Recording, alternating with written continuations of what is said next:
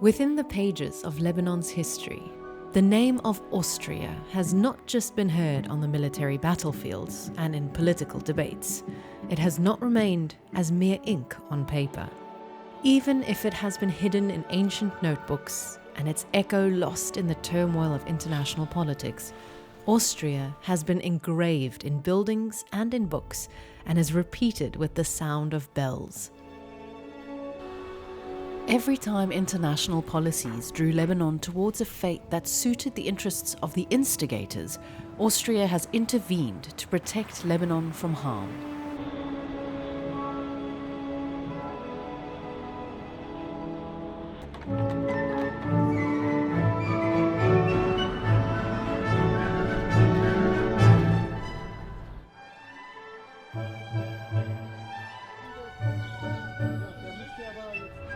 The first contacts between Austria and Lebanon actually go back to the 12th, 13th century with the Crusades. In its relationship with Austria, Lebanon has always been a winner, even when it comes to Lebanon's flag, since, according to some, the design of the Lebanese flag follows that of the Austrian flag. In fact, behind the flag stands Henry Pharaon and his family members, who have been honorary consuls to the imperial court in Vienna for generations. Das ist die erste Fahne des Libanon. Sie ist meine Idee gewesen. Ich habe nicht ihre österreichische Fahne vergessen. So habe ich statt des Adlers die Zeder in den weißen Streifen eingesetzt. وهو هنري فرعون ما كان يتخبى ان الوحي للعالم اللبناني كان العالم النمساوي، بس ما كان هالشيء سياسي، كان في اسباب. اول شيء العالم النمساوي كانوا يعتبروه أعطى علم بالعالم. Now, if we go back in history, in 1943, Austria had been struck from the map by Hitler Germany. My interpretation of what happened is that for many Lebanese, there was still a strong feeling for the friendship between Austria and Lebanon, and that this was a homage of Lebanon to a country that at that moment had disappeared. Le Liban n'a été indépendant qu'en 1943. C'est pour ça que les relations ont commencé par être des relations consulaires. Et politiques, elles ont commencé en 1955, quand il y a eu l'ouverture de la première ambassade autrichienne au Liban. Alors, les relations consulaires ont commencé par être à Tripoli, milieu 18e siècle, et début 19e, Saïda, puis Beyrouth en 1808. The name Austria has been prominent in Lebanon since the time of the Ottoman rule and the division of spheres of influence in the east by the great powers. In 1832, the Austrian fleet, led by Crown Prince Frederick, contributed to the expulsion of the Egyptian army from Mount Lebanon. L'armée autrichienne a débarqué entre Nahr el-Kalb et Jouni, du côté de Zouk Mosbah. Et l'archiduc Frédéric a fait la tournée des chefs religieux et des autorités politiques dans la région. I was hiking in the city center, and I came across a board with information about the port area. While I was looking at the board, I was struck by a painting which said 1842. And on the painting, you could see the port with a red, white, and red flag. It shows an episode of the military intervention in 1840. So it was the flag of the Austrian Navy flying over the port of Beirut.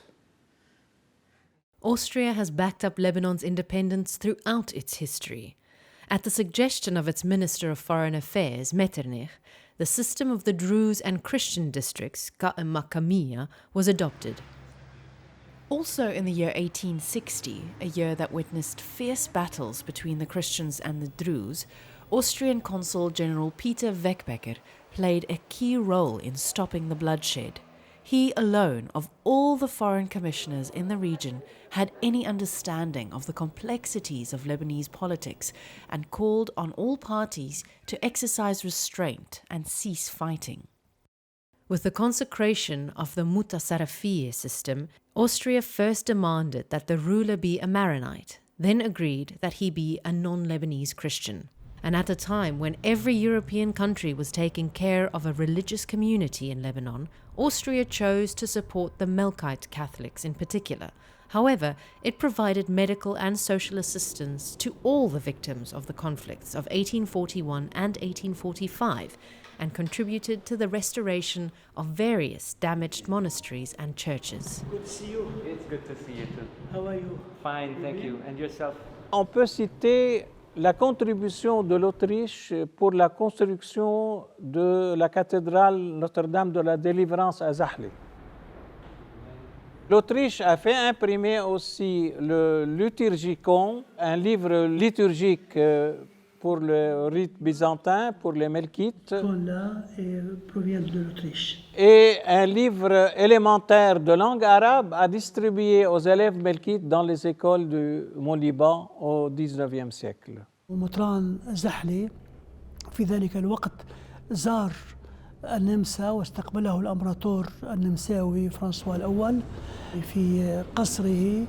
التقى مطران الأبرشية مع أحد الرسامين المهمين في النمسا وهو أوهانس تشاردوف، ورسم لنا أيقونة سيدة النجاة الموجودة منذ ذلك الوقت في كنيستنا في زحلي. قنصل جنرال دولة أستريا والمجر الفخيمة دام بسوابغ النعم. كان في مراسلات كثيرة جدا بيننا وبين النمسا، وهذه المراسلات محفوظة في أرشيف المطرانية، وبحدود أكثر من 200 وشوي رسائل بيننا وبين أمبراطور النمسا. The relations between Lebanon and Austria are hundreds of years old. Both countries share memories and stories, which are mostly documented in diplomatic correspondence, which has been gathered by researchers into archives provided by the former consul Faris Aid and are preserved at the Holy Spirit University of Kaslik. They were seen for the first time by an Austrian ambassador, Ambassador René Amri, during the tour Austrian ambassadors traditionally undertake to a number of institutions in various Lebanese regions.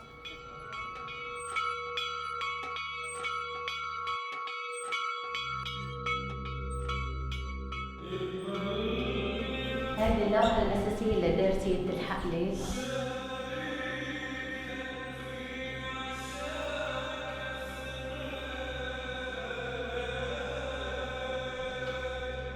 Il y avait surtout deux cloches célèbres, la cloche de Anoubine et la cloche de Notre-Dame des Champs à Dlipta. Et c'était une des rares cloches qui existait au Liban à cette époque-là. The bell was broken as a monk called Sarkis was ringing it. Some stories put the blame on the cold and the snow, while others blame the monk for being too vigorous as he rang the bell. In any case, the monk was upset and set out to raise the price of a new bell. Le supérieur du couvent l'a mandaté avec un écrit et il est venu à Beyrouth où il a été pris gratuitement sur un navire autrichien et qu'il a déposé à Trieste, et de là, en 1760, il s'est dirigé vers Vienne. In Vienna, thanks to the piety and prayers of monk Sarkis, one of the imperial princesses was healed. L'impératrice a demandé à le rencontrer, alors elle lui a dit « Que voulez-vous » Il lui a dit « Une cloche ». Et l'impératrice Marie-Thérèse lui a dit « Vous aurez la plus belle cloche du Liban ». Other ecclesiastical gifts, numerous and precious, were sent by the empress to the monastery of Our Lady of the Fields in Dlepta as tokens of thanks and support. بتجيب له بيت القربان، بتعطيه يعني كل شيء بيحتاجه الدار بتعطيه، من بدلات كهنة، من كاسات قربان، من صلبان. Additional contributions introduced aspects of modernity to the Lebanese society. At the end of the 19th century, the interest for European fashion was growing. In Beirut, you had an Austrian department store called Orozdi Bek, which was the first to introduce an electric lift in Beirut. Unfortunately, the old building is nowadays gone. In the 1970s, other buildings also bore an Austrian signature. Perhaps the most significant was the Jeffenor Center in Beirut, designed by architect Victor Gruen. In the weeks immediately after the Beirut explosion of August 4, 2020, Austria provided significant humanitarian aid and also gave assistance to restore broken souls by rebroadcasting melodies of joy and promoting a culture of life versus pain and grief. The Carl Bechstein Foundation offered 16 pianos to the Beirut National Conservatory, and it is currently working to ensure their maintenance. Je voudrais insister sur le rôle social de l'Autriche, sur le rôle du consul Peter Lorella, qui a été consul au Liban au début du XIXe siècle. Il était médecin et c'est lui qui a introduit au Liban le premier vaccin antivariolique en 1810. Et c'est lui qui est l'initiateur de la construction d'un cimetière latin à Beyrouth, à Zaytouni. Et le hasard a voulu qu'il meure au Liban et qu'il soit enterré dans ce cimetière latin de Zaytouni. To preserve the memory of Lorella, a statue representing him was put up in the cemetery. But any trace of the statue and the cemetery disappeared after the remains of the deceased, including Lorella's, were transferred to a mass burial site in the Fanar area. What is certain, though, is that the social work of the Austrian authorities was not lost.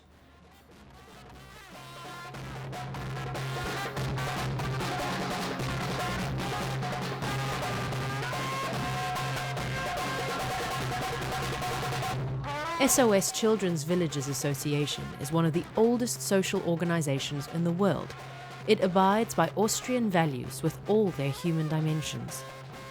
In Lebanon, the villages were first opened by Helga Zundel in 1964. SOS Children's Villages have a special importance for Austrian ambassadors. One of their established traditions is to visit them. The organization was founded in Austria in 1949 by Hermann Gmeiner and has spread to 136 countries around the world. SOS Children's Villages in Lebanon currently operates 3 villages in 3 different areas in Lebanon. Right now we are in the first village that was established in the Matan area in Bharsaf specifically. There is another village in the north, in the area of Kfar Hai, and a third one currently operating in the Bekaa area in a village called Ksarnaba. To this day, we maintain really close ties with the Austrian embassy in Lebanon.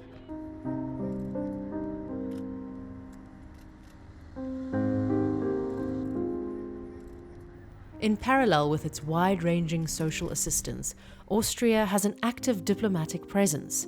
It's almost as though this is a continuation of its historical role supporting Lebanon. It's a presence that has defied conditions of war, and its impact equals all other Austrian contributions.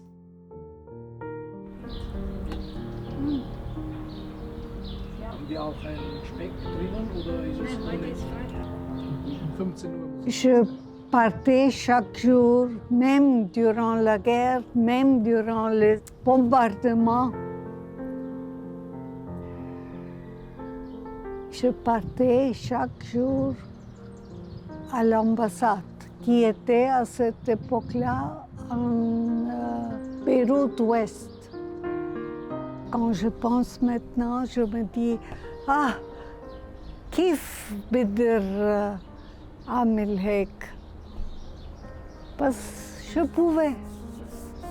pouvais et j'aimais mon travail. Grâce à moi, parfois, l'ambassade marchait, continuait à marcher. شو اسمه بازل فينا ننزل من هون.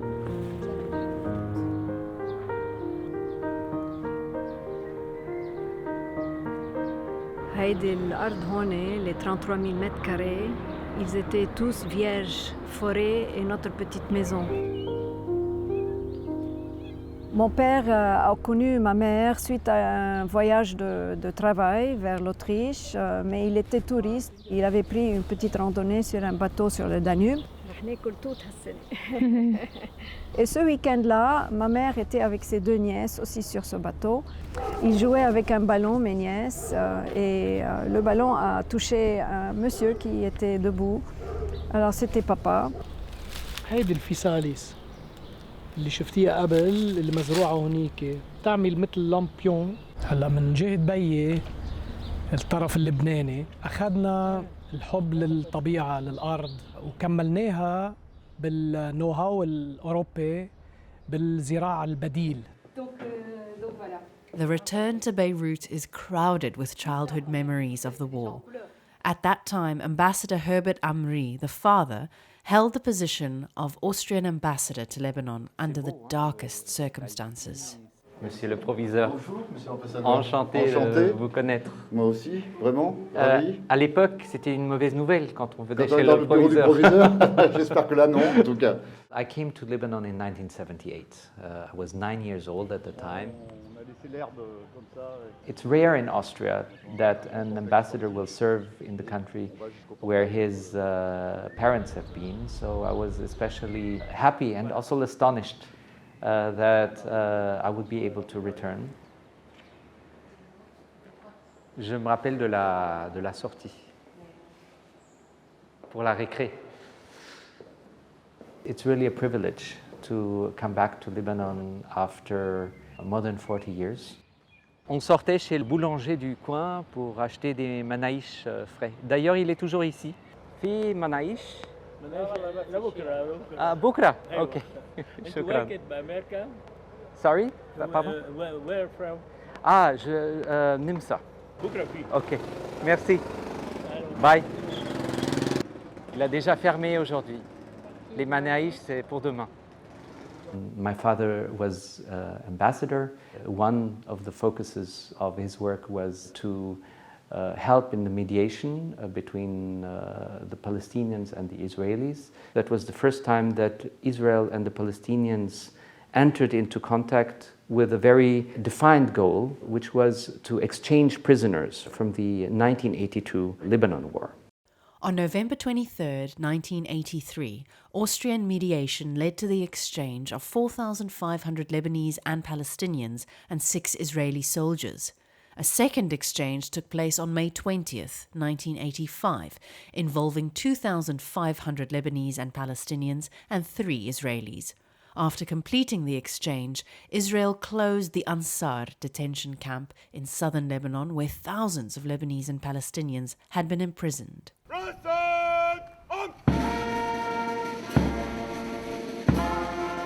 This strong engagement in the Middle East continues up to this day with UNIFIL. The Austrian presence in UNIFIL goes back to 2011. Right now we have a presence of 200 Austrian soldiers in South Lebanon, which is numerically strongest Austrian engagement within a UN Blue Helmet mission worldwide. Other Austrians have helped Lebanon in one way or another over the years. Despite the challenges of wars and the danger of death, they face the most difficult circumstances simply because of their attachment to a humanitarian cause, simply because of their attachment to Lebanon.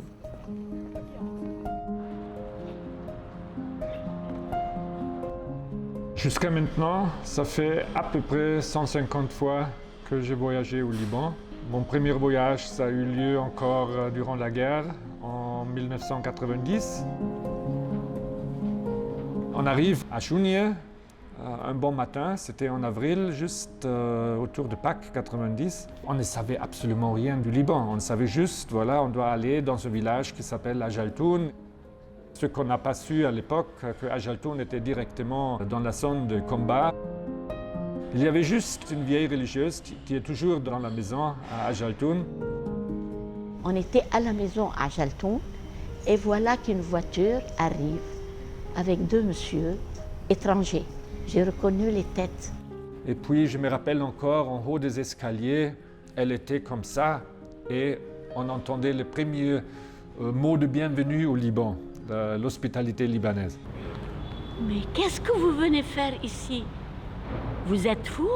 Vous êtes fou! Pourquoi vous êtes venu maintenant? C'est Sœur Loris Abeit, fille de la Charité, qui était à l'époque donc supérieure de la maison d'Ajaltoun. Elle était toutes ces années comme une maman pour moi.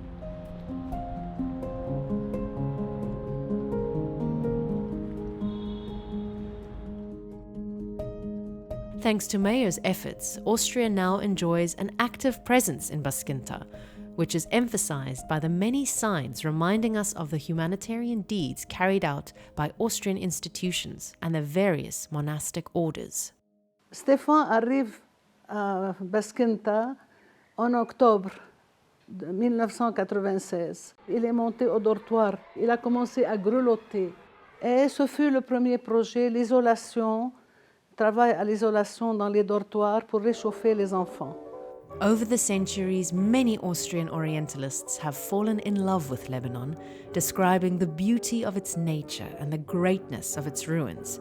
Orientalists such as Martin von Bongerten, who was the first to talk about the remains of Baalbek at the beginning of the 16th century, and Monsignor Mislin, who in the 19th century noted the profound attachment of the peasants to their land and their freedom. As in the past, so in the present.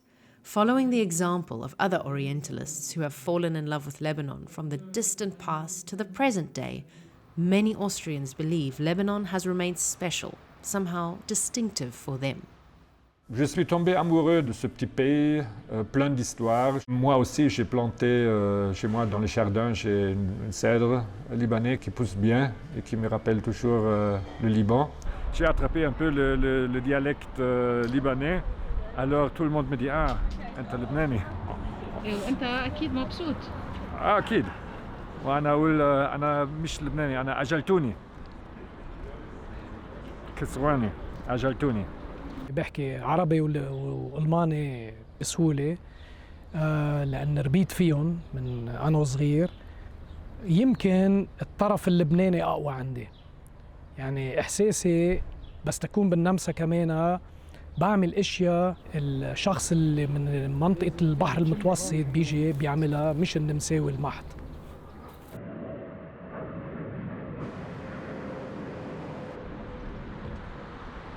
I mean, I speak broken Arabic, I would say.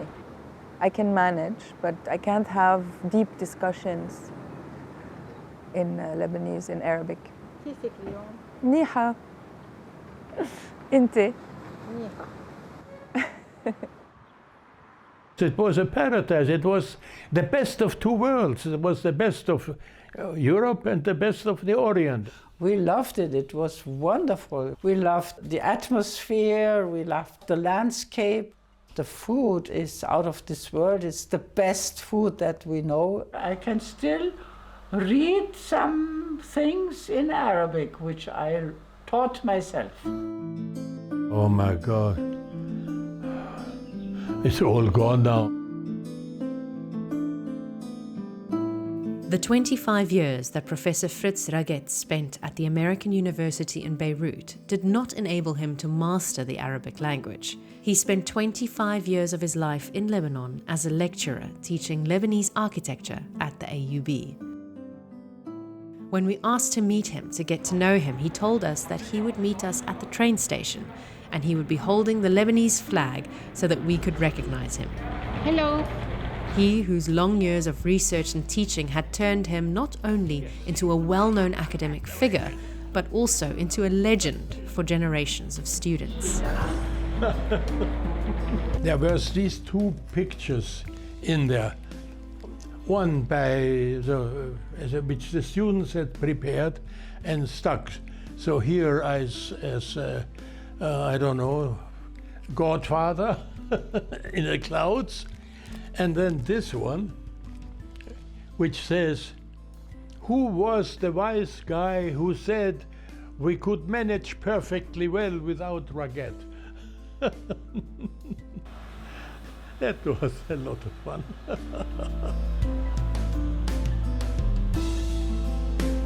The last time we were in Beirut on a visit, we went, of course, to the AUB, and I went to the architecture department.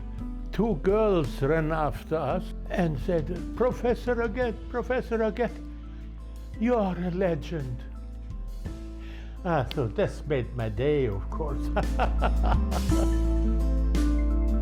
Throughout history, the mutual admiration of the Lebanese and Austrians has created a distinct human interaction between the two cultures and peoples, to such an extent that many families have extended their roots and branches to both Lebanon and Austria. عملت زيارة على النمسا، رجعت التقيت مع أفراد العائلة. جزء كبير من عائلتنا حصل على لقب كونت من الإمبراطورية النمساوية ونوع من الحماية بشكل أو بآخر، وبس انتقل على ترياست بشكل أساسي كان عندهم وجود قوي كتير بالعلاقة بين النمسا أو هالمرفأ اللي كان مرفأ مفتوح مرفأ حر والمنطقة. الجزء الموجود بالنمسا هو تحت لقب كسيس فرعوني، وكان عنده علاقة كتير قوية مع المرجعيات النمساوية ولا يزالوا كانوا كتير يعني متجذرين نمساويا. The history of Austria also includes other Lebanese names. Among the most prominent of these is General Michel Fadlallah al-Haddad, who served in the Austrian Empire's army and was famous for his courage, audacity, and knowledge of horse breeding, horses being an essential combat element for the effectiveness of armies. What's more, many Austrians carry Lebanon in their hearts, considering it an innate part of their lives and even their homeland. أنا عشت العيش هون بلبنان أكثر من 20 سنة. أنا عشت في القرى وكتبت عن الحياة الدينية في القرى السورية واللبنانية كتابين. أنا مبسوط كثير هون بلبنان. تسمح لي ضيفيك موزار وضيفيك سيسي. For 60 years, I didn't leave the country. I worked with Austrian companies. During the war 1975, there were a lot of Austrians here, and there was no airport, no ships and so on. So I took them to Syria. Once they catched me with 50 passports, and I could explain that it was okay. And I received the Officer Cross, which was presented by me by the Austrian ambassador here in Lebanon. The Austrians claim I have the Lebanese mentality. The Austrian discipline, which is very hard and which you don't find in Lebanon. The strict discipline. Here you can more or less arrange yourself. In Austria it's impossible. If there is something wrong, it's wrong. I built my own graveyard in order to stay here. So Lebanon is my homeland. كنت بالمدرسة الأمريكان كل ما كان في درس عربي يطلعوني لبرا. So عنا بدي أتعلم العربي. انقطاع واصل الكهرباء عزز. بلشت ببابا ماما دادا أول صف لسادس صف. بقرا عربي. بس ما بعرف أكتب. Je suis venue en 59, donc ça doit faire 63 ans. Et c'était l'amour. Simplement. Le Liban, c'est devenu mon pays. Okay. Le Liban, je l'aime comme il est, d'accord? Mais je suis devenue très libanaise. Par exemple, j'ai fait une analyse un jour, je me suis dit, quelle langue tu rêves? Je rêve même en arabe. Kilchi taïb. Kilchi, ma fichier, mish taïb. Alors, tu fais ton taboul exactement comme tu le fais. Moi, je le fais avec l'oignon vert, les tomates coupées en dés, des pommes acidulées coupées de la taille des tomates, le persil, la menthe, puis le citron, les sabapharat, chacun à son goût, mais jamais du broul. Dr. Raghete hat seine Frau und seine Kinder mit in den Libanon gebracht. Our children grew up in Lebanon. They are all still mourning Lebanon. If they had ever had a home, then it was Lebanon. As for the roots of Christian Francis, they are divided between Lebanon, Austria, and the air.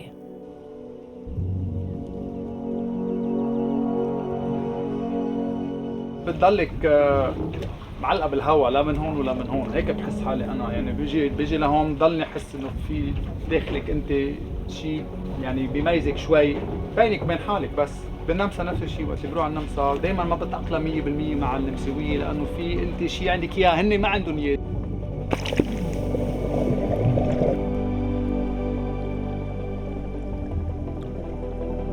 Christian resorted to the sea, searching not for his roots, for Victoria, which is a ship of the British 6th Fleet.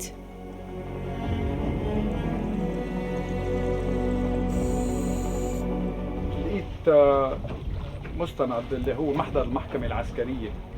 الكابتن كان نجي من الكرسي وبيقول تقريبا كيف الأسطولة مشي بالبحر. طلعوا من بيروت بنهارتها وقت غرقت 22 جون 1893، كيف توجه الأسطول من بيروت، طلع على طرابلس، من بعد جزر رمكين توجه شمال شرق واخذ بوزيسيون على برج سباع. وبيرجع بيقول كيف صار الاصطدام وبأي طريقة غرقت الباخرة. وصار في كلهم على بعضهم مع أصحابي والجماعة اللي اجوا من برا من أهم غطاسين العالم، صار في تقريبا 250 غطسا عملوا على هذا الحطام، حطام الفيكتوريا. A love of the sea is a common bond between Christian and Tanya. As with Christian, Tanya's mother is Austrian and her father is Lebanese. I think I feel more myself in Lebanon simply because I really like the sea and the sun and the warmth. The way we plan things out in Austria often, like 5 years ahead, I want to be at that place in my life in 5 years. I don't have this. I think I took this way of living from my father. It's nice, sometimes.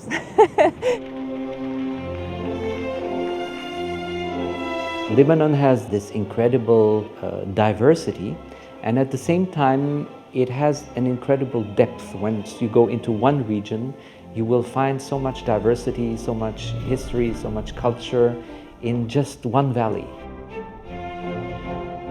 So Lebanon nowadays concentrates this old idea of the Levant, which is especially rich.